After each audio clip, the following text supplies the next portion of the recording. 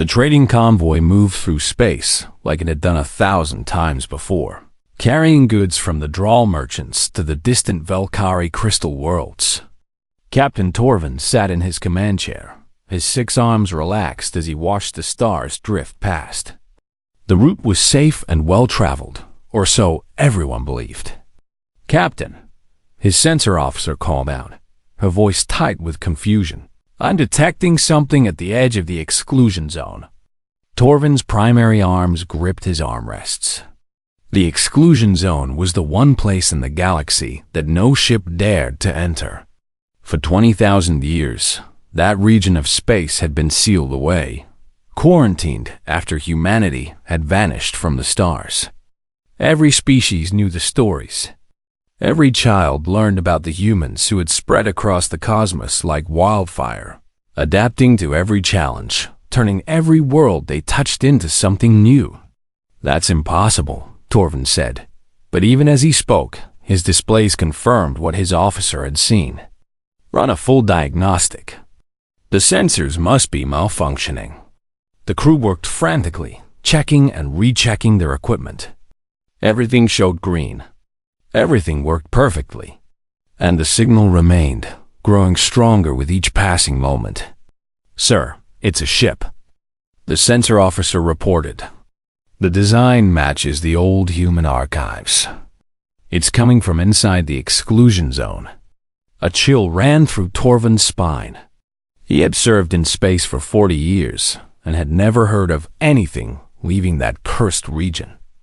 The boundary sensors should have detected any movement. The automated warning systems should have screamed across every channel. But there was only silence from the border stations. "Hail it," Torvin ordered, trying to keep his voice steady. "Standard greeting protocols." They sent the message in every known language and frequency. They broadcast mathematical sequences and light patterns. They tried everything that first contact protocols demanded. The ship continued its course, silent as the void itself. It didn't slow down. It didn't acknowledge their presence. It simply moved forward with terrible purpose. Torvin activated his emergency beacon and sent a priority message to the nearest military outpost. Within hours, ships from 3 different species had arrived. The Velkari sent their crystalline warships, which glittered in the starlight like deadly jewels. The Zan Collective dispatched a hive ship, its surface crawling with millions of individual minds working as one.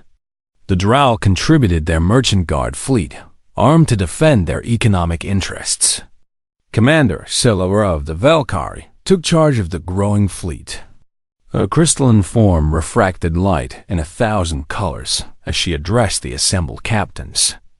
"We are witnessing something that should not be possible," she said, her voice chiming like bells. 20,000 years ago, humanity sealed themselves away. Every historical record confirms this. They launched colony ships into the deepest reaches of space and then disappeared from the galaxy. No one has heard from them since. A Zerran representative spoke through its communication node, thousands of voices speaking as one. "Our archives describe the humans as dangerously adaptable. They could survive in environments that would kill most species. They could turn ice worlds into gardens and barren rocks into fortresses. They fought wars that reshaped star systems. When they chose to leave, we thought we were safe. And yet here one of their ships returns," Shlora said, gesturing to the approaching vessel on the display. "We must determine what this means. Is it an invasion? A scouting mission? Or something else entirely?" The ship grew larger on their screens as it approached. It was massive, easily 3 times the size of the largest vessel in the assembled fleet. Its hull was scarred and pitted, showing damage from impacts and radiation that should have destroyed it centuries ago. But it flew straight and true, its engines burning with a steady light. "Look at the design," one of the Drawl analysts said, pulling up comparison images from the archives. "It's a colony arc." The humans built these to carry entire populations across interstellar distances. This particular design is from their final era, just before the Great Quiet began. The Great Quiet. That was what the historians called humanity's disappearance. One day they were everywhere, expanding and exploring and changing everything they touched. The next day, they were gone. Their worlds fell silent. Their stations went dark. Their ships vanished into the black. Only the exclusion zone remained, a sphere of space around their home system that no one dared to enter. How many of these arcs did they launch? Shlara asked. Records are incomplete, the analyst replied. At least 40. Maybe more. They sent them in every direction, each carrying tens of thousands of humans in suspended animation. This one is designated Perseverance, according to the markings on its hull. 20,000 years, Torvin whispered. They've been traveling for 20,000 years. Shlara made a decision. We follow it. Maintain a safe distance and continue trying to establish contact. And send word to the Council. They need to know that humanity might be returning. The fleet fell into formation behind the ghost ship. As they traveled, more vessels joined them. Scientists came to study the impossible. Military commanders came to prepare for the worst. Diplomats came hoping to prevent a catastrophe. Within days, a flotilla of hundreds shadowed the Perseverance as it made its way toward the galactic core. The ship never wavered from its course. It never responded to hails. It never showed any sign that it knew it was being followed. It simply flew onward, cutting through space like a blade. On the 5th day, something changed. The Perseverance began to slow. Its engines powered down to minimal thrust. Then, for the first time in 20,000 years, a human signal broadcast across the stars. This is Hope, artificial intelligence of the colony ship Perseverance, the message said in perfect galactic standard. We acknowledge your presence. We mean you no harm. But we must reach the council chambers. Humanity has been silent for 20,000 years. That silence is about to end. You need to prepare. We all need to prepare. Because we are not the only ones returning from the dark. The transmission ended. The fleet hung in space, every crew member stunned by what they had heard. Humanity was returning, and they brought a warning. Commander Shlara looked at the ancient ship on a screen and wondered what terrors could frighten a species that had once terrified the galaxy. Whatever was coming, she knew the universe was about to change forever. The boarding party assembled on the Valkyrie command ship, each member chosen for their expertise and courage. Commander Shlara had selected representatives from 12 different species, hoping that diversity would help them understand whatever they found aboard the Perseverance. Security forces carried weapons that could cut through starship hulls, while scientists brought equipment to analyze everything from air composition to temporal anomalies. Remember, Shlara addressed her team. We don't know what condition the humans are in. They may be hostile. They may be desperate. Or they may be completely unlike the humans our ancestors knew.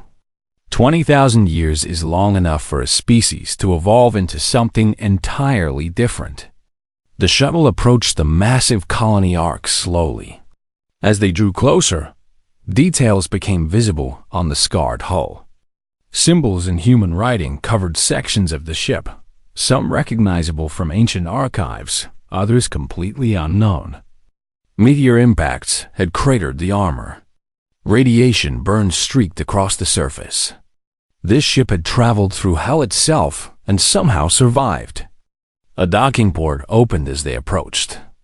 Interior lights flickered to life, revealing a clean corridor beyond. The artificial intelligence Hope was inviting them inside. Shlara led her team through the airlock. The atmosphere inside registered as breathable for most species. The temperature was cool but comfortable. Everything was silent, except for the gentle hum of systems that have run continuously for 20 millennia. "Welcome aboard, Perseverance," Hope's voice echoed through the corridor. "Please follow the lighted pathway. I will take you to the observation deck where we can communicate more effectively." The team moved cautiously through the ship. The corridors were wider than expected, designed for humans who might need to move equipment or groups of people quickly.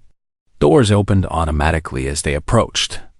Emergency lighting guided their path. Everything functioned with eerie perfection. "These systems," one of the engineers whispered, "they should have failed thousands of years ago. No power source lasts this long. No computer runs without errors for 20,000 years. How is this possible?" They emerged into a vast chamber.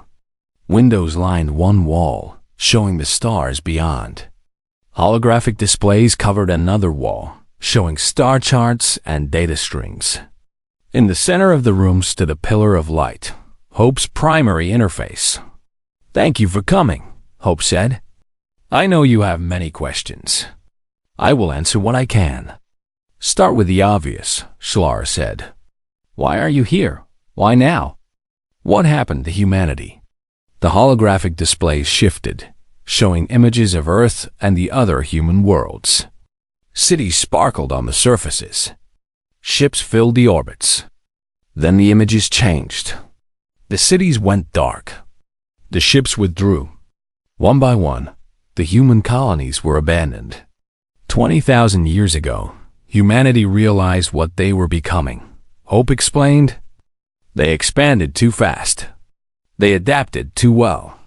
They turned every challenge into an opportunity for conquest.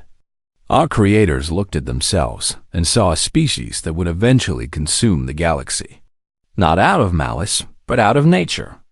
"So they left?" a Zion representative asked. "They just abandoned everything?" "They made a choice," Hope replied. "They could continue and become the galaxy's greatest threat, or they could step back and give themselves time to change." The colony arcs were sent to the furthest reaches of space. Each carried a population in cryosleep. Each had a different mission.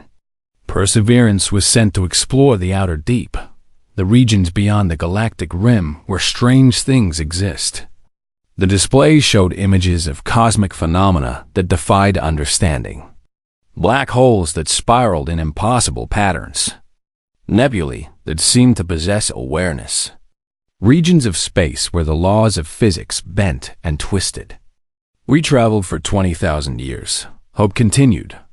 "We went places that no species in this galaxy has ever reached. We saw things that would break lesser minds. And we found something. Something that changed everything." "What did you find?" Shlara demanded. "Knowledge," Hope said simply. "Knowledge of what exists beyond the boundaries of normal space. Knowledge of threats that make your ancient fears of humanity seem insignificant. And knowledge that we are not alone in the deep dark." The lights in the observation deck dimmed. New images appeared, showing something massive moving through the void. It looked like a swarm of darkness, consuming light itself as it traveled. Star systems dimmed and died as it passed. "We call them the Devourers," Hope said. "They exist partially outside our dimension. They feed on matter and energy. They spread through dark matter filaments like a disease. And they are coming to this galaxy." The boarding party stood in stunned silence. The implications were staggering. If something like that was approaching, the entire galactic civilization was in danger. "We need to see the humans," Shlara said. "We need to speak with someone who can make decisions. Not an artificial intelligence. No offense intended." "None taken," Hope replied. "I have been authorized to wake selected crew members. But I must warn you, these humans are not the same as those your ancestors knew. They have been changed by what they experienced. Follow me to the cryobay." The team followed Hope deeper into the ship. They passed through sections filled with equipment and supplies. They saw gardens in stasis, ready to bloom when activated. They saw workshops with tools designed for construction and repair. This ship was designed to be completely self-sufficient. The cryobay was enormous. Thousands of pods lined the walls, each containing a human in suspended animation. Monitoring systems showed vital signs for every sleeper. Hope moved to one pod and began the revival sequence. "This is Dr. Sarah Chen," Hope explained. "She volunteered to be among the first awakened when we reached civilized space. She has expertise in xenobiology and diplomacy. More importantly, she understands what we found in the outer deep." The pod opened with a hiss. Vapor spilled out as the human inside began to move. Dr. Chun was smaller than the archive suggested humans should be. She was lean and compact, with dark hair and skin tones that spoke of mixed ancestry. Her eyes opened, showing an intelligence that seemed almost frightening in its intensity. She sat up slowly, breathing carefully as her body adjusted to consciousness. She looked at the assembled aliens with those sharp eyes, taking in every detail. Then she smiled, and it was a gentle expression that seemed to ease some of the tension in the room. "Hello," she said in Galactic Standard. "I apologize for our dramatic entrance. We meant no alarm, but we need to speak with your leaders immediately. Time is shorter than we hoped." "How long?" Shlara asked. "How long until these devourers arrive?" Dr. Chun's smile faded. "Our calculations suggest 50 standard years. Maybe less. And there is something else you need to know. We are not the only Ark returning. 14 others are converging on known space. Each spent 20,000 years in different regions. Each brings unique knowledge and capabilities." She stood, stretching muscles that had been frozen for millennia. "But the most important thing you need to understand is this. We did not just travel. We prepared.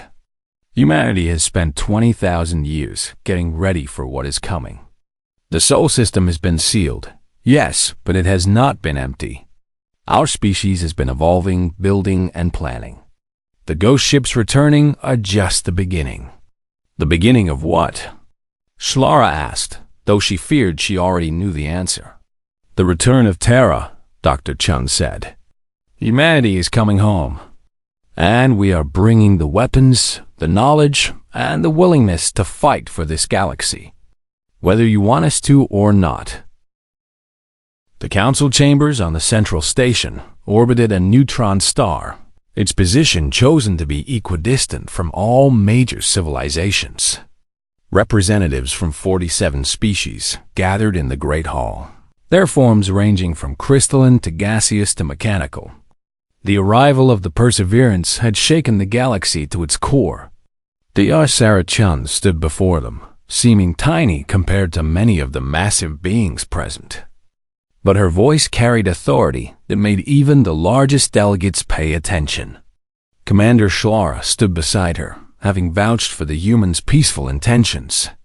20,000 years ago, my people made a choice," Chun began. "We saw what we were becoming, and we didn't like it. We were expanding too fast, consuming too much, adapting too well. We would have dominated this galaxy not through malice, but through simple biological imperative. So we stopped." A Dral counselor raised multiple appendages in question. "You expect us to believe that humanity simply chose to abandon everything out of altruism? That they exiled themselves for our benefit?" "Not for your benefit," Chun corrected. "For ours. We were terrified of what we might become if we continued unchecked. A species that consumes everything eventually consumes itself. We chose to step back, to give ourselves time to evolve beyond our base instincts." "And what did you evolve into?" asked a Velkari elder, her crystalline form flickering with concerned colors.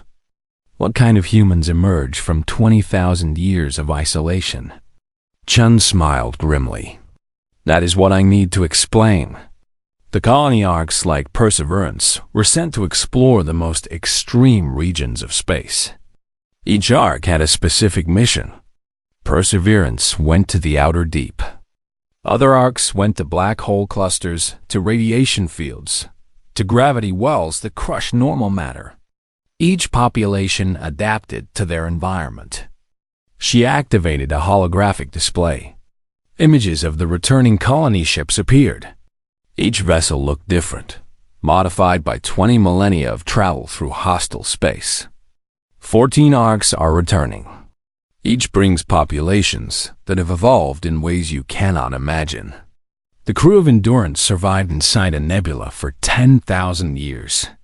The people of Defiance lived at the edge of a black hole, where time moves differently.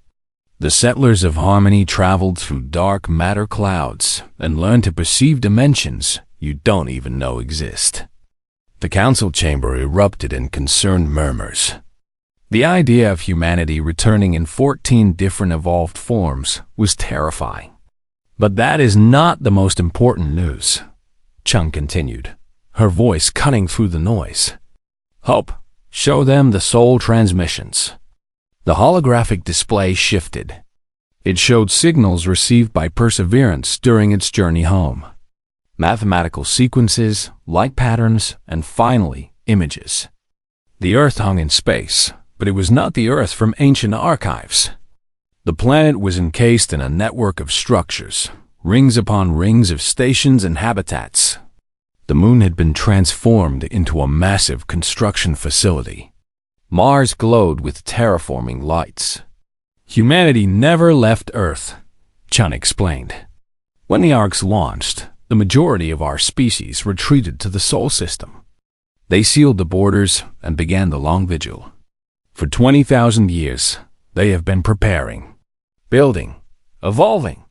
Every human who remained became part of a single project. What project? Demanded a Zhan representative. Survival? Chun said simply. Because we detected what was coming. The display changed again, showing the images of the devourers that Hope had revealed to the boarding party. The swarm of darkness consuming everything in its path. The council members recoiled in horror. 15,000 years ago, our deep space sensors detected this, Chun explained. It is a civilization that consumed itself and now consumes others. They spread through dark matter filaments. They exist partially outside normal space-time. They feed on energy and matter indiscriminately. And they are heading toward this galaxy. Why didn't you warn us? Shouted a Drawl counselor. If you knew 15,000 years ago. We tried, Chun replied calmly. But we were in the exclusion zone. No one would listen to signals from within.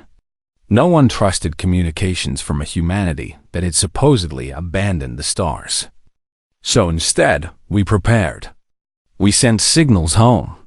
We calculated trajectories. We developed weapons and strategies. And now we are here to help. Help? A Velkari counselor asked skeptically. Or conquer while we are weak and frightened. Chun's expression hardened. If we wanted to conquer, we would have done it already. Let me show you something. She touched controls on her interface. Hope, request a demonstration from the Sol Defense Fleet. Authorization code, Chun Sigma 779. The display showed a real-time feed from the edge of the exclusion zone. Space rippled. Reality seemed to tear open. And through the opening came ships. They were like nothing the Council had ever seen. Sleek vessels that seemed to blur at the edges. Massive dreadnoughts covered in technology that pulsed with strange energies. Fighter craft that moved in perfect synchronized patterns. The fleet numbered in the thousands, and it had appeared in seconds. This is a single task force, Chun explained. 0.1% of humanity's total military capability. We have spent 20,000 years building. We have ships that can manipulate gravity. We have weapons that can tear holes in space. We have soldiers who have trained for this their entire lives. Lives extended by technologies you cannot comprehend. The Council sat in stunned silence. The demonstration fleet held position at the exclusion zone boundary, making no aggressive moves but radiating power. But here's the truth, Chun continued, her voice softening. All of that power means nothing if we fight alone. The Devourers are too vast, too alien, too hungry. We need allies. We need the resources of the entire galaxy. We need every species working together. What are you proposing? The council speaker asked. An alliance, Chun said. The Terran Accord. Humanity will provide military protection and technology. We will be the shield that guards this galaxy. But we need the rest of you to support us. Resources, intelligence, cooperation. We will not demand subjugation. We will not claim territory beyond our ancestral worlds. But we need you to trust us. Trust? A Zan representative buzzed. You ask us to trust a species that could destroy us all? I ask you to trust that we learned our lesson 20,000 years ago, Chun replied. We exiled ourselves to avoid becoming monsters. We spent 200 centuries preparing to defend rather than dominate. And I ask you to trust that we are terrified of the Devourers too, because we have seen what they do to civilizations. We have studied their path. In 500 years, they will reach the Galactic Rim. In 1,000 years, they will be consuming your worlds. Unless we stop them. The council speaker called for order as the chamber erupted in debate. Some species argued for immediate alliance. Others demanded proof. Still others suggested trying to negotiate with the Devourers. Chun waited patiently. Finally, she spoke again.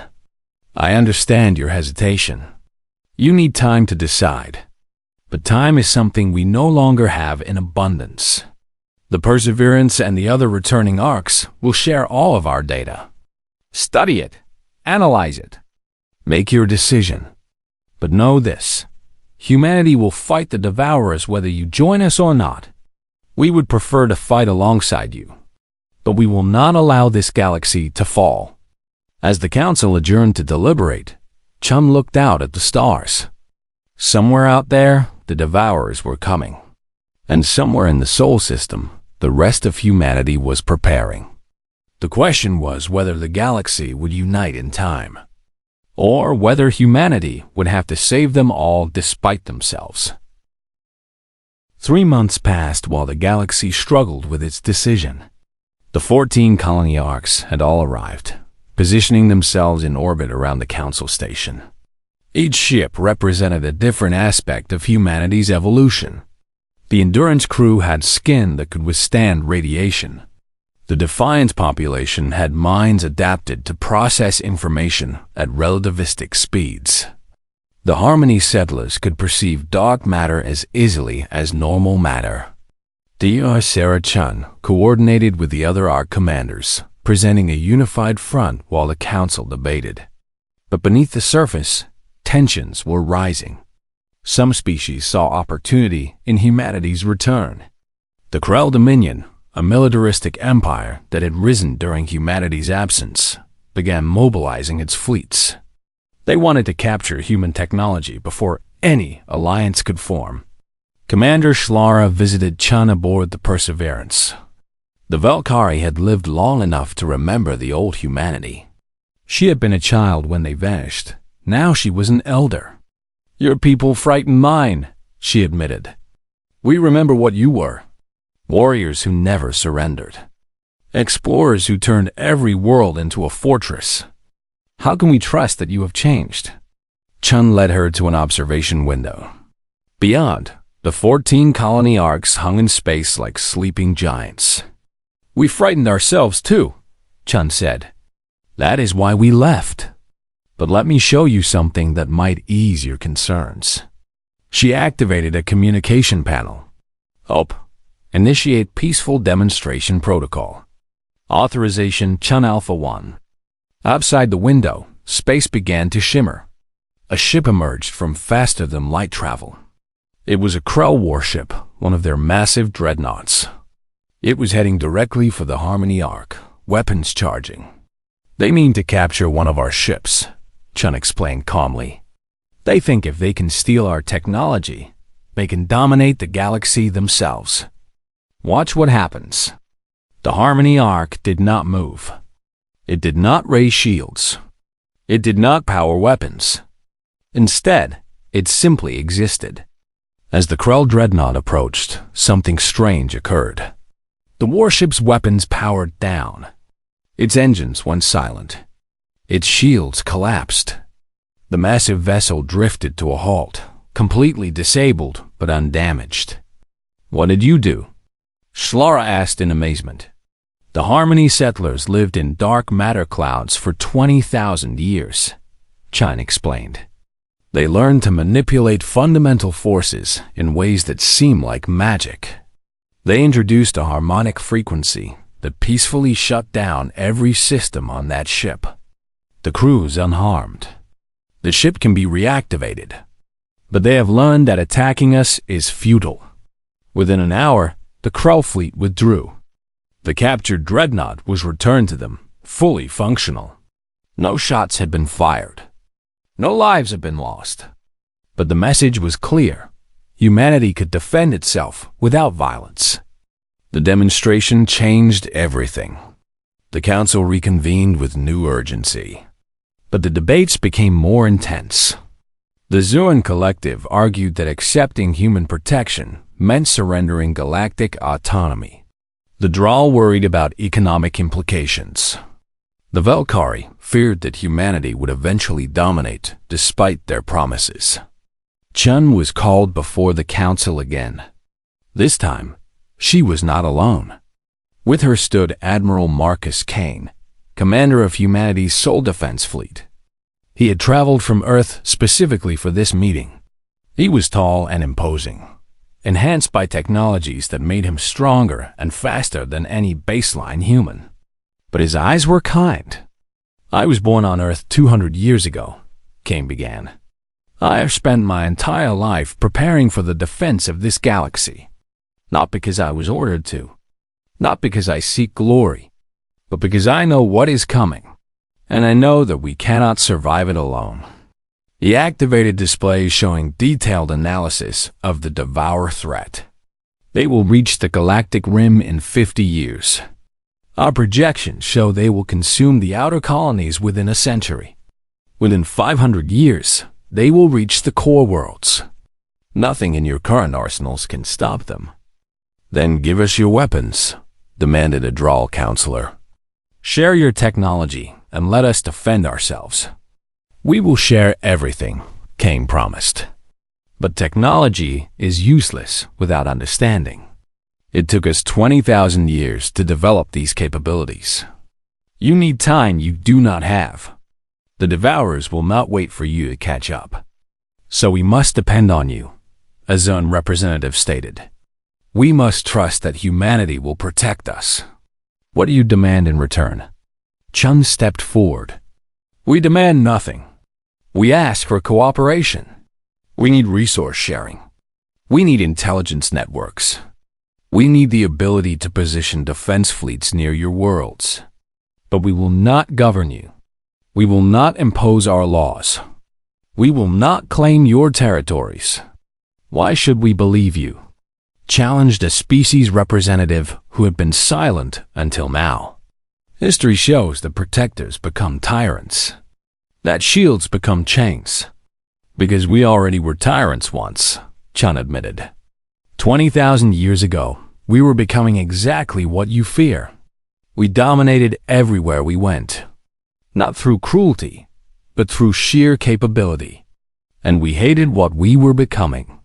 We exiled ourselves to escape that fate. Do you think we would throw away 20,000 years of growth just to repeat our mistakes? She gestured to the other Arc commanders. Every person on these ships volunteered to leave. Volunteered to sleep for 20 millennia. Volunteered to travel to the most hostile regions of space. We did not do this for conquest. We did it for redemption.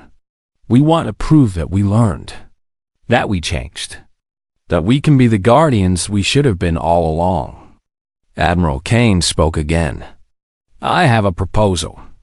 The Terran Accord will function as a mutual defense pact.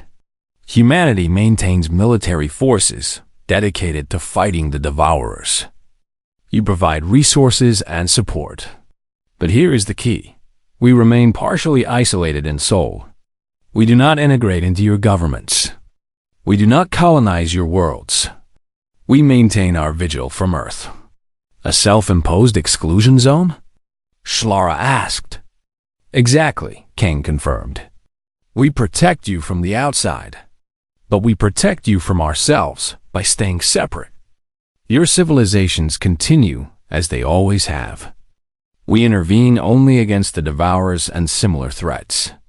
We will not police your conflicts. We will not impose our values. We will be the shield at the boundary, nothing more. The council erupted in debate again. But this time, the tone was different. Species that had been opposed began considering the proposal. The idea of humanity voluntarily limiting themselves was appealing. Finally, the council speaker called for a vote. All in favor of the Terran Accord as proposed. The vote was not unanimous. 10 species abstained. 5 voted against. But 32 voted in favor. The Terran Accord was established. Chung felt tears in her eyes as the decision was announced. 20,000 years of exile. 20,000 years of preparation. And finally, her species had a purpose beyond survival. They would be the defenders. The guardians. The shield against the dark. But as celebrations began, Kane pulled her aside. The hard part is just beginning, he said quietly. We have to actually stop the Devourers. And our projections suggest they are arriving sooner than we thought. How much sooner? Chun asked. Kane's expression was grim. New data from the outer deep suggests 30 years. Maybe less. We need to accelerate everything. The defense networks. The weapon platforms. The training programs. We have less time than we told them. Chun looked out at the gathered species, celebrating their new alliance. They had no idea how close the danger really was. But humanity would be ready. They had to be. Because if they failed, the entire galaxy would fall into darkness. 27 years after the Terran Accord was signed, the Devourers arrived. They came early, emerging from a dark matter filament at the galactic rim with horrifying speed. The first warning came from a Velcari science station. One moment, the stars were shining normally. The next, an entire star system went dark. No explosion. No warning. Just darkness spreading like ink through water. Dr. Sarah Chun was on Earth when the alert came. She had spent the past decades coordinating the defense networks, working with alien engineers to fortify critical systems. Now she stood in the command center deep beneath Earth's surface, watching as the nightmare became real. Confirm the readings, she ordered, though she already knew what they would show. Confirmed, a technician reported. The Devourers are here. 7 systems have gone dark in the past hour. The rate of consumption is accelerating. Admiral Kane appeared on the main display, his image transmitted from the flagship Indomitable at the galactic rim. We are engaging now, he reported. But our weapons are having minimal effect. They exist partially outside our dimension. We need the anchor protocol. Chun activated the emergency network. All colony arcs, this is Chun. Initiate anchor protocol immediately. This is not a drill. Across the galaxy, the 14 colony arcs received the signal. These ancient vessels, which had seemed like mere relics, suddenly revealed their true purpose. They were not just ships. They were dimensional anchors. Each arc moved to a predetermined position, spreading out in a geometric pattern that spanned light years. On the Perseverance, Hope coordinated the activation sequence. Anchors 1 through 14 reporting ready, the AI announced. Dimensional translation field charging. Energy draw from local stars confirmed. The arcs began to glow. Each vessel channeled enormous amounts of energy, drawing power from nearby stars. They created a field that stretched across a vast region of space. The field resonated at frequencies that human scientists had discovered in the outer deep. As the field activated, something fundamental changed. The Devourers, which had been flickering in and out of normal space, suddenly became solid. They were forced fully into reality where they could be fought. "Anchors holding," Chun confirmed. "Kane, they are all yours." The real battle began. From the Sol system, humanity's fleets emerged in force. Not just the demonstration forces the galaxy had seen before, but the full might of 20,000 years of preparation. Thousands of ships poured through dimensional gates, arriving instantaneously across the combat zone. The vessels were works of art and engineering combined. The Dreadnought-class ships could manipulate gravity, crushing Devourer vessels in localized singularities. The cruiser squadrons fired weapons that tore holes in space itself. The fighter wings moved in perfect coordination, each pilot linked to the others through quantum communication. But the Devourers were numerous. For every vessel destroyed, 2 more emerged from the darkness. They fought with alien ferocity, adapting to human tactics with terrifying speed. Commander Schlara commanded a mixed fleet of Volcari and human ships at the battle's edge.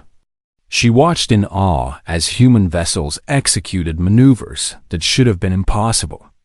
"How are they doing that?" she asked her tactical officer.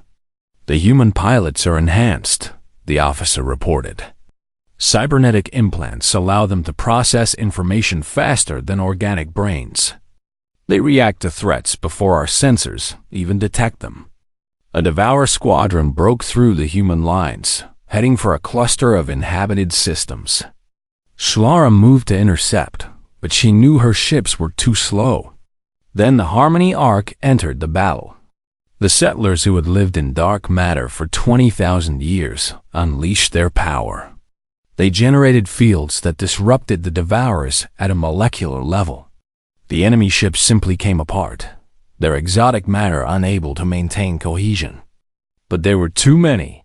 The battle raged for days. Human ships took devastating losses. The cruiser Phoenix was destroyed defending a Draal colony. The dreadnought Thunderchild sacrificed itself to stop a Devourer breakthrough. Thousands of human lives were spent to save millions of others. Dr. Chun coordinated the defense from Earth, directing forces across a battlefield that spanned hundreds of light years. She had not slept in 3 days. She refused to rest while people were dying. "The anchor network is destabilizing," Hope reported. "The Perseverance is taking too much damage. The field will collapse in 6 hours." Chun made a decision that would haunt her forever. "Kane, we need to sever their connection to the dark matter filament. If we can cut off their reinforcements, we can win this. But it requires someone to take a ship into the filament itself." Kane understood immediately. "I'll do it.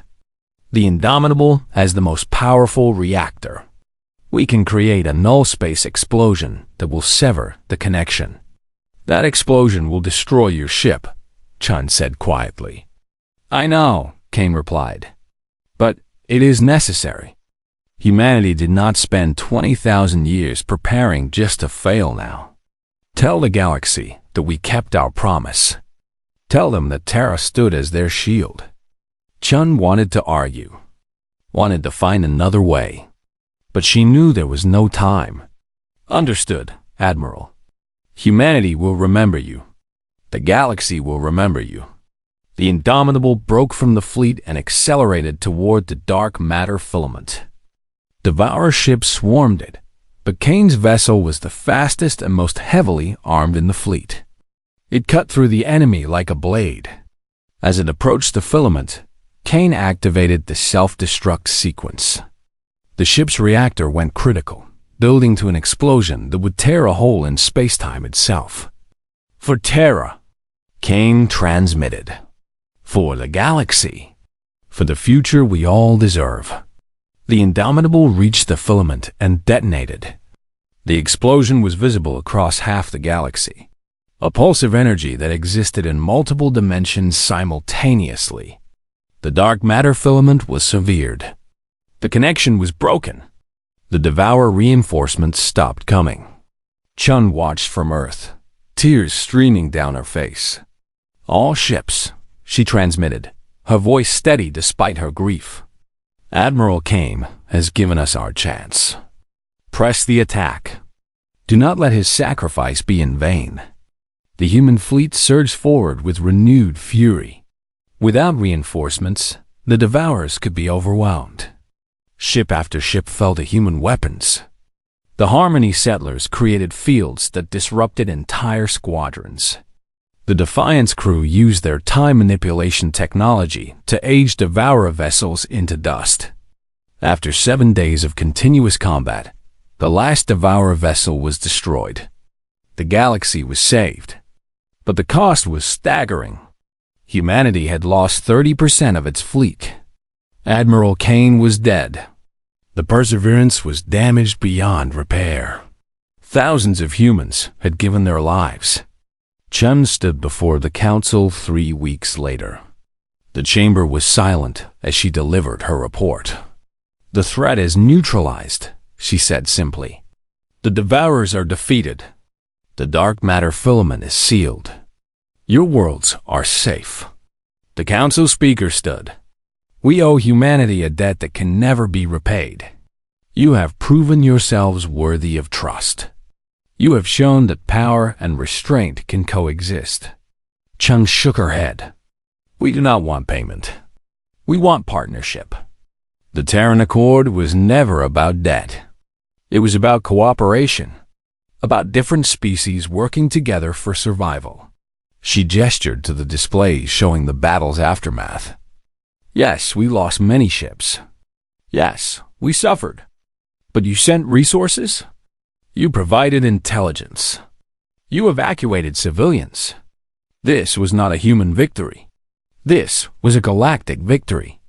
A young Valkyrie student raised her voice from the gallery. What is humanity? She asked. After everything that has happened, what defines your species?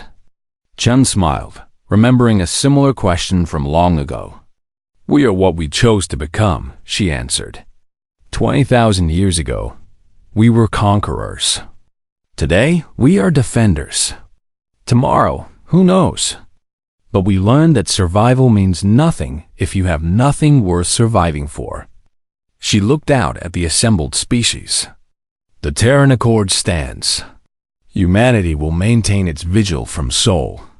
We will watch the boundaries. We will guard against threats from the deep. But we will not govern. We will not impose.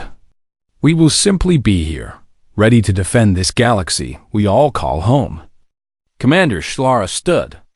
The Valkyrie proposed a memorial, a monument to Admiral Kane and all who fell in the battle.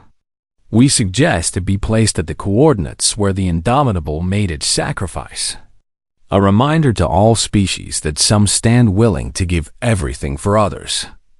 The proposal was adopted unanimously. Months later, Chun attended the memorial's dedication. A crystalline structure floated in space at the exact point where Kane had died. It pulsed with light from a nearby star, visible for light years. Inscribed on its surface in every galactic language were the names of the fallen. As Chun stood before it, she felt a presence beside her.